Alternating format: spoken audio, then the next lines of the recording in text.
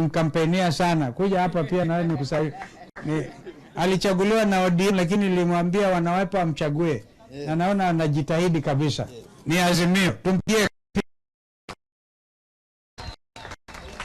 So mutapanga mkilo hiyo wakati wa hiyo sikukuu ya hapa shule,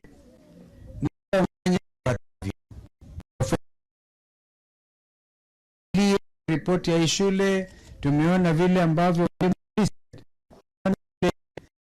mlikuwa mmetuelezea matokeo. Kusema kweli hayo matokeo hayaridhishi. Ati mtoto mmoja kwenda chuo kikuu hayaridhishi. Mean score 3 something. Na shule yenyewe yetu mahandakini. Yaani nyinyi badala mjitokeze mwanza kupiga vita mnajificha kwa mahadaki. Kutoka leo hakuna kukaa mahadakini tena. Mtatoka mpaka watoto waende chuo kikuu na kwingineko. Wangapi anakubaliana na mimi? Lakini jina lenyewe ni nzuri sana.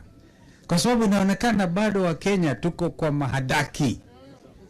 Tuko mahadakini. Kwanza unajua mimi nilipigwa tear gas. Nikapigwa tear gas. Imeenda juu zaidi.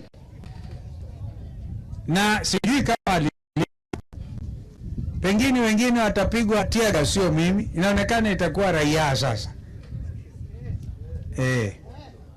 Because vile anaishi nchi nyingine ama ni nchi ya Kenya.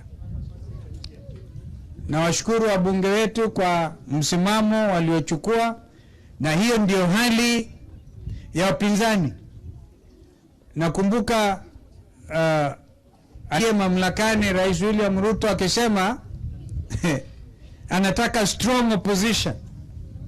Ameanza kunusia hiyo strong opposition. Vile mmepinga hatua hii ya kupandisha ushuru, vile mvyoendelea wana